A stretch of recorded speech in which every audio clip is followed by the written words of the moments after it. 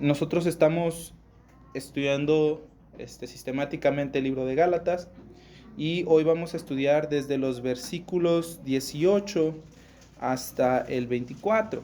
Ese va a ser el énfasis de hoy, pero nada más para darle continuidad, porque este es un argumento completo, quiero leer desde el 11 hasta el 24, ¿sí? Dice: mas les hago saber, hermanos, que el evangelio anunciado por mí no es según hombre, pues ni lo recibí ni lo aprendí de hombre alguno, sino por revelación de Jesucristo. Porque ya habéis oído acerca de mi conducta en otro tiempo en el judaísmo, que perseguía sobremanera la iglesia de Dios y la asolaba. Y en el judaísmo aventajaba a muchos de mis contemporáneos en mi nación, siendo mucho más celoso de las tradiciones de mis padres. Pero cuando agradó a Dios, que me apartó desde el vientre de mi madre y me llamó por su gracia, revelar a su Hijo en mí, para que yo lo predicase entre los gentiles, no lo consulté enseguida con carne y sangre, ni subí a Jerusalén a los que eran apóstoles antes que yo, sino que fui a Arabia y volví de nuevo a Damasco. Después, pasados 3 años, subí a Jerusalén para ver a Pedro y permanecí con él 15 días. Pero no vi a ningún otro de los apóstoles, sino a Jacobo, el hermano del Señor.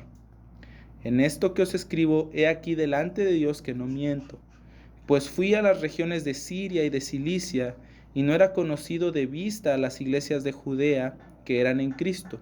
Solamente oían decir: aquel que en otro tiempo nos perseguía, ahora predica la fe que en otro tiempo asolaba, y glorificaban a Dios en mí. Vamos a orar. Señor, yo te pido que por favor el día de hoy tú afirmes nuestra fe y que por lo que nosotros veamos de verdad en tu palabra, nosotros podamos ser llevados, a adorarte y a dar gloria a tu nombre por las cosas grandiosas que haces. Te lo pedimos en el nombre de Jesús. Amén. Nosotros hemos estado estudiando Gálatas ya por un ratito y nosotros sabemos el contexto en el que se desenvuelve el libro. Los cristianos de Galacia habían estado escuchando un evangelio diferente al que habían sido enseñados por el apóstol Pablo. Básicamente era un evangelio de obras, en el que unos mal llamados cristianos, unos cristianos falsos, dijeron que sí, sí tienes que creer en Jesús y sí la salvación te es dada como un regalo, pero también tienes que añadir ciertas cosas. Tienes que seguir las tradiciones judías, decían ellos, tenías que circuncidarte y seguir la ley de Moisés. Sí, Jesús te salva, pero tienes que añadir esto otro. El apóstol Pablo dice que un evangelio así es digno de ser condenado, y en los versículos del 6 hasta el 10, la última vez que los vimos, dijimos que él pronuncia una doble maldición sobre estas personas, ¿verdad? Así que cualquiera que perturbe el evangelio, cualquiera que predique un evangelio diferente, no importa quién sea, no importa si soy yo mismo, entonces esa persona debe de ser considerada anatema, consagrada a Dios para su destrucción. Bien, más adelante el apóstol Pablo dice, pero no es, parafraseándolo, no es que yo simplemente quiera que me escuchen a mí, no ando dando maldiciones porque yo quiera agradarles a ustedes. De hecho, si fuera así, yo no sería siervo del Señor. Pero les quiero explicar algo, porque ustedes tienen que saber por qué yo les estoy diciendo que el evangelio que yo les predico es el evangelio del Señor. Y empieza enseñándonos y diciéndonos acerca de su vida. Eso fue lo que vimos la semana pasada, ¿recuerdan? Que el apóstol Pablo estaba intentando demostrar por todos los medios posibles que el evangelio que él predica es justo como dice el versículo 12, que no lo recibió ni lo aprendió de hombre alguno, sino que lo aprendió y lo recibió por revelación de Jesucristo. Él está apilando todas las pruebas posibles para que los hermanos comprendan que ellos han recibido el evangelio directamente de Dios. Y su primer argumento del origen divino del evangelio que él predica era precisamente su conversión, cómo él llegó a ser cristiano. Hablamos de la vida de Pablo y dijimos que era un hombre tan adentrado en el judaísmo, tan avanzado en él, tan celoso, amaba tanto las tradiciones de sus padres, que él llegó a pensar que el cristianismo era simplemente una impureza del judaísmo que tenía que eliminarse. Él nunca simpatizó con Jesús, él nunca lo consideró, jamás ni por un segundo él llegó a pensar que los cristianos tenían algo de verdad, nunca. Él era celoso de su religión, creía que el cristianismo debía de ser erradicado, jamás pensó que el evangelio tuviera alguna virtud.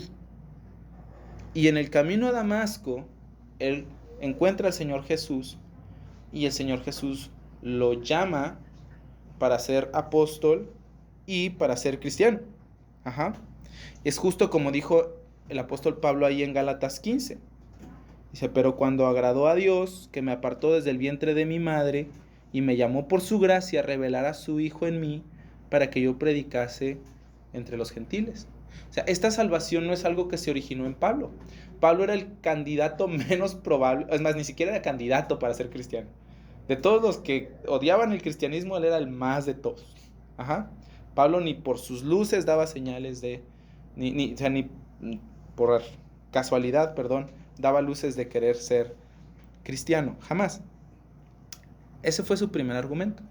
El segundo argumento fue que, dice, miren, yo ni lo aprendí de nadie, ni lo recibí de nadie, porque justo cuando eso pasó, dice el versículo 16, no lo consulté enseguida con sangre y carne. O sea, yo no fui con nadie para que me explicara qué pasó.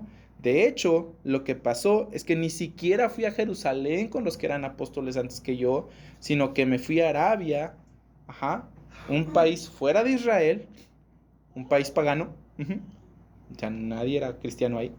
Y después me fui a Damasco otra vez, una ciudad al norte de Judea, lejísimos de Jerusalén, donde estaba la iglesia naciente. A mí nadie me enseñó nada, yo no lo recibí de nadie. Ese es su segundo argumento. Y a mí me parece, aquí yo quiero agregar un poquito, me parece algo interesante que él no haya ido a Jerusalén ni haya ido con los apóstoles. No sé si a ustedes les pasó en algún trabajo, pero cuando yo inicié en la escuela donde estoy trabajando ahorita, el sistema de la iglesia, ay, bueno, sí, de la iglesia porque es un ministerio de gracia soberana, el sistema de la escuela y la iglesia era tan diferente a las escuelas donde había trabajado antes, que para mí fue así un cambio bien brutal. O sea, siempre que empiezas un trabajo hay como una curvita de aprendizaje, ¿verdad? Donde te sientes bien perdido y luego como dices, como que no me agrada, y de repente como que le empiezas a agarrar la onda otra vez. Dices, no, sí, ya. Y ya como que te sientes cómodo de nuevo. Cuando yo empecé ahí, pues todo era tan difícil, tan complejo, hacían un énfasis tan interesante y tan marcado en el corazón de los niños, en cómo disciplinarlos, más que enseñarlos, cómo instruirlos en la palabra de Dios. O sea que sí, la educación de visión es, por ejemplo, en 5º grado ya están viendo álgebra, ¿no? Entonces tú dices, uy, pues sí, la educación de visión es avanzada, pero hacían un énfasis muy importante en el corazón del niño. Entonces, para mí aprender a malabarear todas esas bolas era bien difícil. Y yo lo que hice fue que ir con una hermana de ahí, que lleva como 17 años en la escuela, pues ya sabe todo. Entonces yo digo, oye, ¿y aquí cómo le hacen? ¿Y cómo le haces tú para no hacerte bolas con esto, no? Y ahí iba. Y luego, se llama Lupita la hermana, y fui con otra hermana también que se llama Vanessa, que también lleva ahí como 15 años. Miss Vane, no sea mala onda, tíreme parillo, usted que es maestra de inglés, aquí cómo le hace, qué onda. A mí me llamó mucho la atención que el apóstol Pablo, siendo un nuevo apóstol, no se hubiera ido con los 12. Eso es lo que yo hubiera hecho. No sé si me explico. Si yo o sea, esto es completamente nuevo. O sea, lo que yo pensaba está en un error. Y yo estoy no nada más pensando que el Señor Jesús a lo mejor sí resucitó. Yo lo estoy viendo. Y estoy comprobando que todo lo que dijeron de él es verdad. Yo me imagino que fue un choque grande para el apóstol Pablo tener que reajustar todo lo que él pensaba acerca del judaísmo. Porque no sé si ustedes lo notaron, él dijo que era celoso de la tradición de sus padres. Nunca dijo que era celoso del Nuevo Testamento. Perdón, no del Nuevo Testamento, del Antiguo Testamento. ¿Te diste cuenta? Nunca dijo, yo soy celoso de la ley de Moisés. Él era como cualquier otro fariseo, como los fariseos que se enojaron con los discípulos de Jesús porque comían sin lavarse las manos. Y entonces van con el Señor Jesús y le dicen, ¿por qué tus discípulos no se lavan las manos y rompen la tradición de nuestros padres? Y el Señor Jesús se las regresa y les dice, ¿y por qué ustedes rompen con su tradición el mandamiento de Dios? Uh-huh. El apóstol Pablo era así como esos fariseos. Y llega este choque. Yo lo que hubiera hecho hubiera sido, oye, pues voy con Pedro, ¿no? Que estuvo pues varios años con el Señor, que es el líder de los 12, a que me explique más o menos, ¿no? Cómo está esto del cristianismo, esto de la resurrección, qué significa. Lo que hace el apóstol Pablo dice, yo ni siquiera fui a Jerusalén, me fui a Arabia, a un país pagano, y después de ahí me fui a Damasco, a mi casa, bueno, a donde me encontró el Señor Jesús, perdón, y luego dice, pasados 3 años subí a Jerusalén para ver a Pedro y permanecí 15 días con él. Todavía pasaron 3 años más antes de que él viera a alguno de los 12. 3 años. Esos 3 años son interesantes. No sé por qué 3 años, pero eso es lo que dura más o menos el seminario. 3 años. Y luego, no sé si ustedes se dieron cuenta, pero esos son la misma cantidad de años que el Señor Jesús pasó con sus discípulos. Estuvo 3 años con ellos, especialmente con los 12. No sé qué tengan que ver los 3 años, pero es algo que yo noté. O sea, y les digo esto por la siguiente razón. Porque así como el Señor Jesús le dijo a Pedro, bien, Simón, hijo de Jonás, cuando lo llamó a él Cristo, Pedro le dijo a Jesús, tú eres el Cristo, el Hijo del Dios viviente. El Señor Jesús le dijo, muy bien, eso no te lo reveló ni carne ni sangre, sino mi Padre. Esa fue la misma experiencia del apóstol Pablo. Jesucristo le fue revelado a él. Y el entrenamiento de Pedro es muy similar al entrenamiento del apóstol Pablo.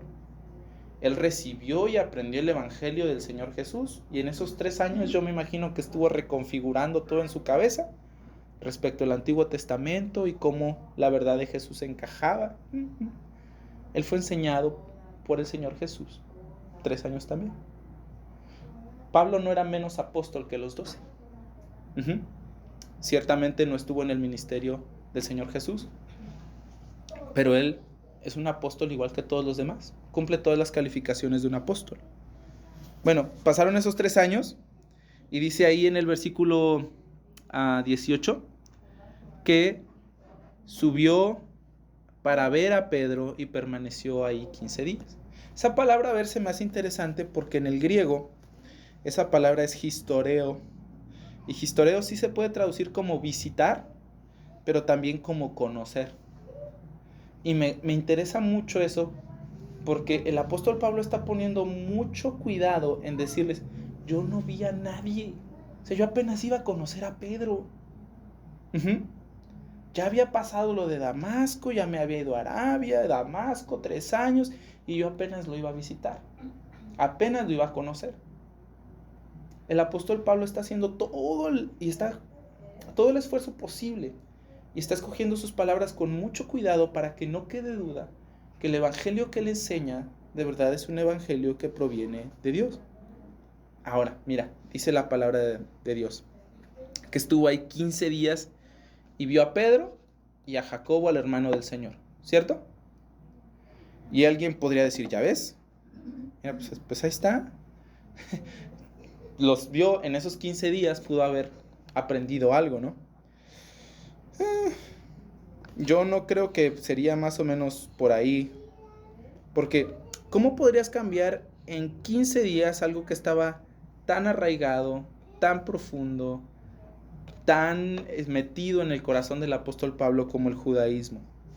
¿Cómo se movería algo que estaba fijado en él tan fuertemente? Y de una manera tan pronta y tan fuerte y de una manera que tú te sorprendes, porque el apóstol Pablo tiene un conocimiento maravilloso del evangelio. Pablo llegó a comprender el evangelio de tal manera que mira lo que el apóstol Pedro escribió.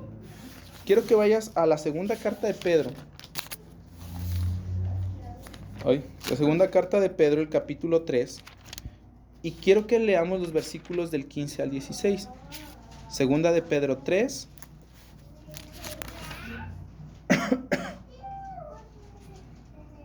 Del 15 hasta el 16.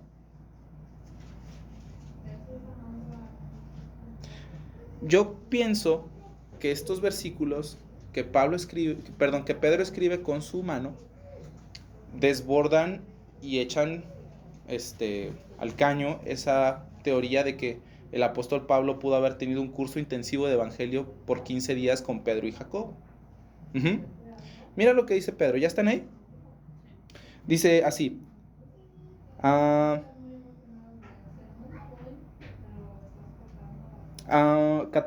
15, ¿verdad? Y tened entendido que la paciencia de nuestro Señor es para salvación, como también nuestro amado hermano Pablo. ¿Te fijas? Nuestro hermano amado Pablo, según la sabiduría que le ha sido dada, les ha escrito, casi en todas sus epístolas, hablando en ellas de estas cosas, entre las cuales hay algunas difíciles de entender, las cuales los indoctos e inconstantes tuercen, como también las otras escrituras, para su propia perdición. Ahora, quiero que notes esto del versículo. Primero dice que el apóstol Pablo escribe de estas cosas, ¿verdad que sí? ¿Cuáles son estas cosas? Pues las que vienen antes, acerca de la paciencia de nuestro Señor para la salvación. El apóstol Pablo está hablando de la salvación, ¿ok? En sus cartas. Y dice Pedro, y él les ha escrito esto casi en todas sus epístolas, hablando en ellas de estas cosas, entre las cuales hay algunas difíciles de entender. En el versículo 15 hasta el final, perdón, me brinqué eso, dice que esta sabiduría le ha sido, ¿qué cosa? Le ha sido dada. El apóstol Pedro no dijo, me aprendió bien el chavo y anda ahí diciendo las cosas que yo le dije, ¿verdad? El apóstol Pedro no dice, Pablo está hablando según la doctrina que le indicamos, ¿cierto? El apóstol Pedro reconoce que a Pablo se le dio una sabiduría especial. Una sabiduría que le fue dada a él del Señor. Y mira al final del versículo 16, donde dice que los indoctos y los inconstantes tuercen las palabras de Pablo, como también las otras escrituras. El mismo apóstol Pedro pone los escritos de Pablo al nivel de las escrituras, ¿viste? Lo hacen así, como también lo hacen con las otras escrituras. Esta es la manera en la que el apóstol Pablo llegó a comprender el evangelio de la salvación de Dios. Yo no creo que eso haya pasado en 15 días. El mismo apóstol Pedro nos da un indicio de eso. Entonces, lo que yo pienso que Pablo está intentando hacer en Gálatas es dejar claro que él no apoya su evangelio ni en Pedro, ni en las iglesias de Jerusalén, ni en Jacobo, ni tampoco en su nombre. O sea, no es como que Pablo dijera, Pedro me enseñó, escúchenme porque yo estoy enseñando lo mismo que está enseñando el líder de los 12. Escúchenme porque yo estoy enseñando lo mismo que los 12 están enseñando. Él no pone la confianza de las personas en que Pedro dijo, o que Jacobo dijo, o que Juan dijo, o que Andrés dijo, sino en que el Señor ha hablado y les ha dado el evangelio. Él no desea que por ningún motivo los hermanos de Galacia piensen que su evangelio fue recibido o aprendido de hombre alguno, sino que su evangelio fue recibido y aprendido por una revelación del Señor Jesús. Todos los argumentos que Pablo está intentando dar en esta sección de Gálatas giran alrededor de esa verdad. Él está procurando que los hermanos comprendan el origen divino del evangelio, que no es una leyenda que él se inventó en 15 días y para que los demás lo escuchen. Ese no es el punto de Pablo. ¿Cómo alguien como Pablo, yo preguntaría, pudo haber llegado no solo a comprender el evangelio en ese nivel, sino a amar el evangelio como lo hizo? Porque una cosa es comprender y otra cosa es es estar convencido de eso a un grado de que estás dispuesto a dar tu vida y morir por esa verdad.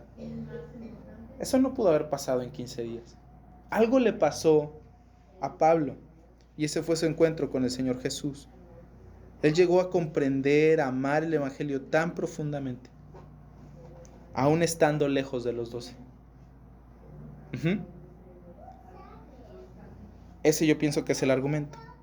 Ahora dice, voy a regresar a Gálatas ahora, porque yo creo que hemos hablado suficiente de estos argumentos de Pablo. Hay un nuevo argumento, ahora dice en el versículo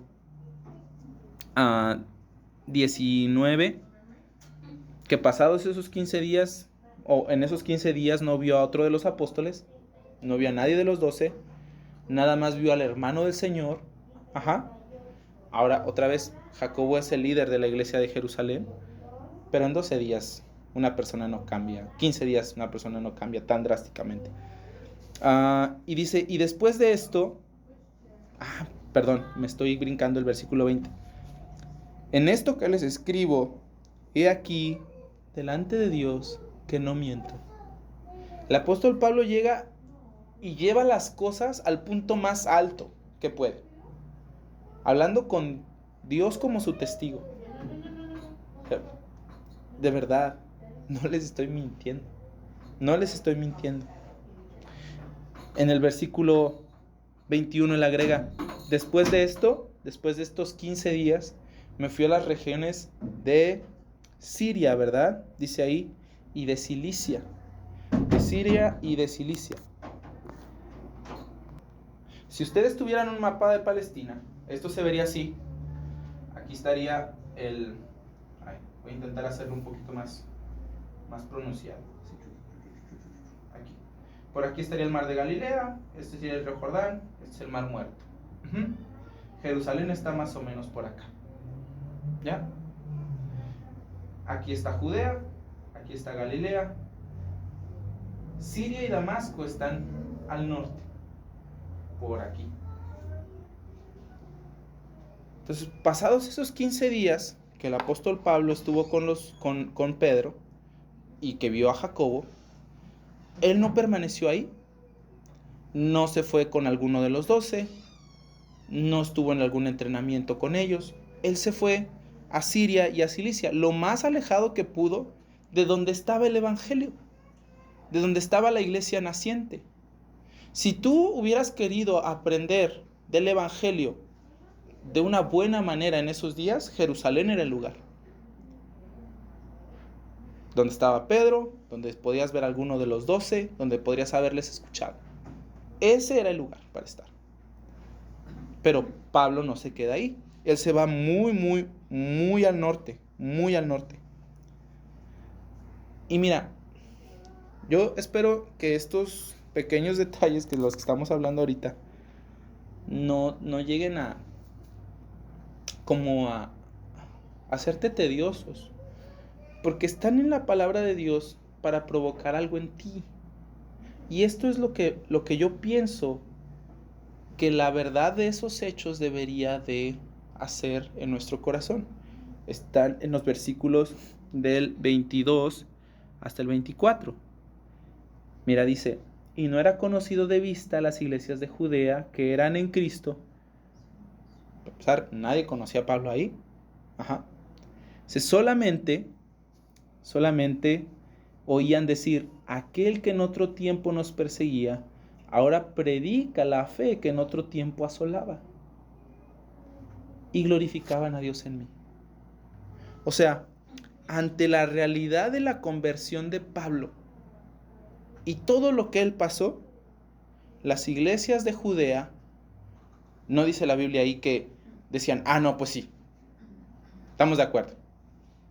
No dice que acordaron recibir a Pablo, no dice que estuvieron felices con la explicación del evangelio, ¿verdad? Dice ahí que ¿qué hacían? Que glorificaban a Dios por Pablo, en Pablo. Yo pienso que eso es lo que Dios desea de nosotros. Que nosotros, al ver todo lo que Pablo ha hecho y cómo él defiende su apostolado y cómo él defiende el evangelio, nosotros también podamos decir, gracias a Dios y que Dios sea alabado porque nos ha hablado, porque Él se ha inclinado a nosotros, porque nos ha dado su verdad directamente. Sí, Pablo vino como el mensajero, pero recuerden que un apóstol es una persona autorizada por el rey para hablar en nombre del rey, con el peso legal del rey. Entonces viene este hombre a hablarnos en el nombre de Jesús directamente las palabras de Dios para nosotros. Qué bueno que Dios ha sido misericordioso con nosotros y nos ha hablado y nos ha dado lo que nosotros queremos, lo que necesitábamos. Dice la palabra de Dios, ve lo que hace Dios en la vida de una persona. Si este cuate que quería matarnos y que nos perseguía con violencia ha cambiado, ve el maravilloso poder de Dios de cambiar a la persona más incambiable de todas. Al que más nos odiaba, ahora predica la fe que antes perseguía. ¿Ve lo que hace Dios? ¿Ve lo que hace Dios a este respecto? Toda la defensa de Pablo, toda tiene como objetivo que los hermanos sean cimentados en esta verdad y que no se muevan de ahí, que no hay otro evangelio. La verdad de que el evangelio que han recibido no es falso, no es un invento de Pedro, ni de los discípulos, ni de nadie. Que la verdad de que el apóstol Pablo no es un engañador, no se ha inventado esta leyenda maravillosa. Estos son hechos. Y algo que está muy interesante es que hay un sermón del pastor MacArthur. Yo no quise hacerlo porque él saca citas tras citas, tras citas, tras citas, tras citas. Pero hay un sermón del pastor MacArthur en el que dice, sí, mira, esto que está aquí en Gálatas pasa en Hechos quién sabe qué. Y esto que está aquí en Gálatas pasa en Hechos quién sabe qué. Y esto que está aquí en Gálatas pasa en Hechos quién sabe qué. Es muy interesante porque Lucas, aparte de ser médico, es un historiador. Y las personas que están leyendo los Hechos y que están leyendo la carta de Gálatas son personas que pueden verificar fácilmente si eso pasó o no. Porque las personas que vieron a Pablo hacer todas esas cosas están vivas. Cualquier persona que pudo haber desmentido a Pablo estaba viva y le dijo, no es cierto, tú eres un mentiroso, eso no pasó. Yo pienso que los apóstoles debieron de haber sido los más interesados en que el apostolado de Pablo fuera genuino. Y mira lo que el apóstol Pedro hace. Nuestro hermano, nuestro amado hermano, Pablo. No hay pelea entre los dos, entre el evangelio que recibieron los 12, no hay pelea entre el evangelio que Pablo predica. Ellos están en comunión y ellos están bien los unos con los otros.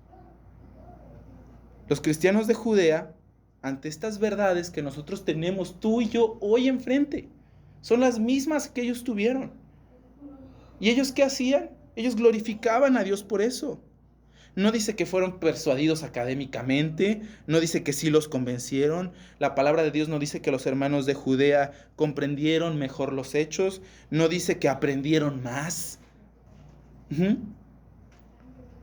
Lo que la verdad de Dios debe de producir en el corazón de los hombres es exactamente lo que le pasó a los cristianos de Judea.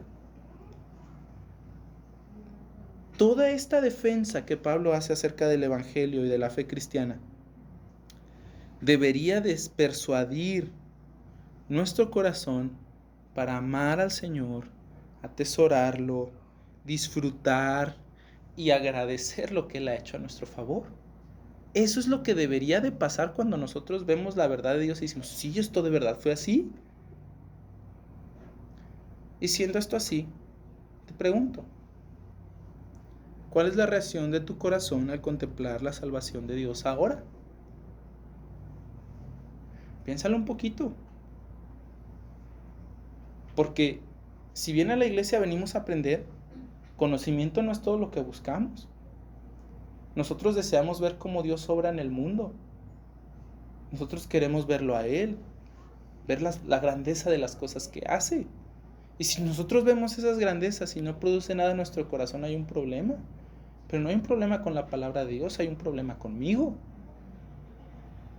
Hay un problema conmigo que para mí no es asombroso, cómo Dios trae la salvación directamente a los hombres y la predica a través de la persona más inimaginable y no de mala gana. O sea, el tipo de verdad se convirtió completamente en otra persona. Piénsalo, por favor. Míralo. ¿Cómo atesoras el evangelio que te fue dado a ti? Yo pienso que, aunque no está aquí, esto es algo que nosotros deberíamos de pensar. Porque esa fue la reacción de los cristianos de Judea. Por tanto, pienso yo que de alguna manera también debería de ser la mía. Bueno, gracias a Dios que nos ha traído el evangelio. ¡Qué bueno! ¿No? Ahora que estamos en diciembre, pues ese es el punto de la celebración navideña, ¿qué no? Que la salvación vino a nosotros. O sea, dedicamos un mes enterito a, se supone, celebrar que la salvación fue traída a nosotros por el Señor Jesús. ¿Cierto? O sea, la salvación, perdón, diciembre al final no se trata de los tamales, ni de los regalos, ni de los juguetes. Se trata de contemplar la salvación de Dios a través del Evangelio del Señor Jesús. Y eso es lo que debería traer gozo a nuestro corazón. ¿Cierto? Piénsalo, por favor. ¿Por qué crees que hablábamos hace ratito de contemplar las cosas? De que como a veces hay un dicho que dice que la familiaridad genera desprecio. Yo casi estoy seguro que ninguno de ustedes hoy en la mañana dice, ¡oh, mira, salió el sol! ¡Qué chido! ¡Mira qué bonito está! ¡Qué brillante es! ¿O sí? Yo sí.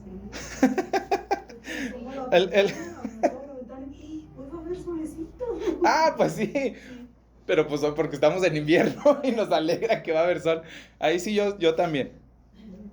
Eso sí, estos días entre semana que estuvo así bien feo y que de repente salió el sol, yo dije, ¡ay, qué bueno! Sí.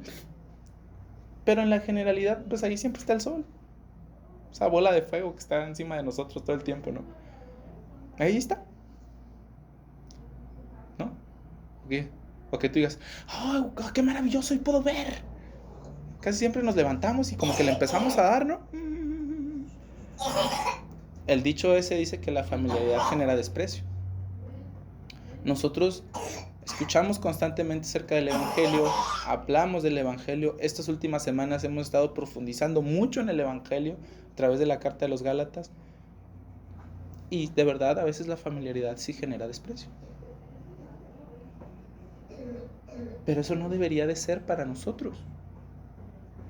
El contemplar el evangelio debería de ayudarnos a atesorarlo de una manera mucho más profunda y más fuerte.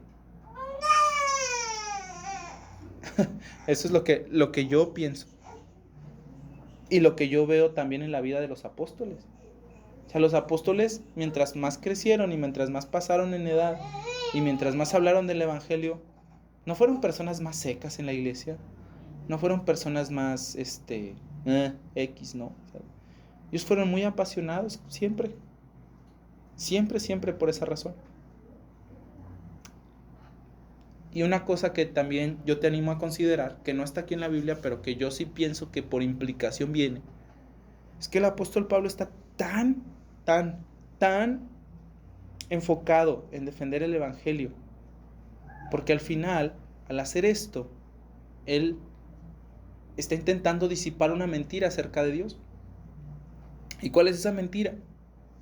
Bueno, que Dios no es tan bueno como dice ser. Esa afirmación que acabo de hacer, que Dios no es tan bueno como Él dice ser, es lo que un evangelio por obras propone. Te lo explico.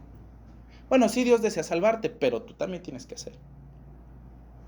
O sea, no es como que Dios va a poner todo, mijita, ¿eh? O sea, tú tienes que poner. O sea, Dios no es tan lleno de gracia como dice ser. Dios no es tan misericordioso como dice ser. Porque al final tú tienes que pagar algo. Porque al final tú también tienes que poner. O sea que el amor de Dios y su perdón no era tan maravilloso como Él dijo. Te lo pintó así para que tú al final tengas que dar algo de regreso. ¿Sí sigues más o menos por dónde va lo que yo veo? Un evangelio por obras propone que Dios no ama tanto a la gente y que no perdona a la gente como dice serlo. Y eso es mentira. Dios es misericordioso muchísimo más de lo que nosotros pudiéramos llegar a pensar. Perdón, y yo también creo que esta idea de el evangelio por obras provee el ambiente perfecto para que suceda lo que sucedió en el catolicismo romano. Bueno, como Dios no es tan misericordioso, pues tú tienes que ir con uno de sus santos, ¿no? Para que el santo interceda por ti. Porque a ti no te va a escuchar.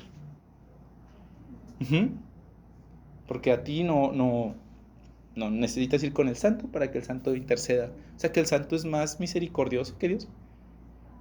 El santo sí me escucha y Dios no. Eso es mentira. Al final de todo esto, lo que yo pienso que hace esta defensa del Evangelio de Pablo es enseñarnos el Evangelio como es. Un regalo maravilloso de gracia que se da a las personas que están como los del himno 344.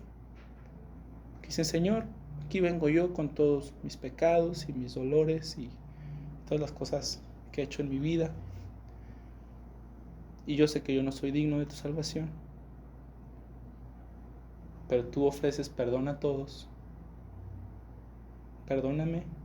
Y Dios, de pura gracia, solo por gracia, solo por la fe, y solo por Cristo, porque el sacrificio de Cristo es suficiente para poder lavar todo lo que yo he hecho mal. Entonces para mí es otorgado perdón y vida eterna en Jesús. Solo en Jesús. No necesito más. No necesito poner yo también para mi salvación. Dios va a darme mi salvación completa. Porque Él es bueno con los malvados y con los pecadores. Él justifica a los malvados.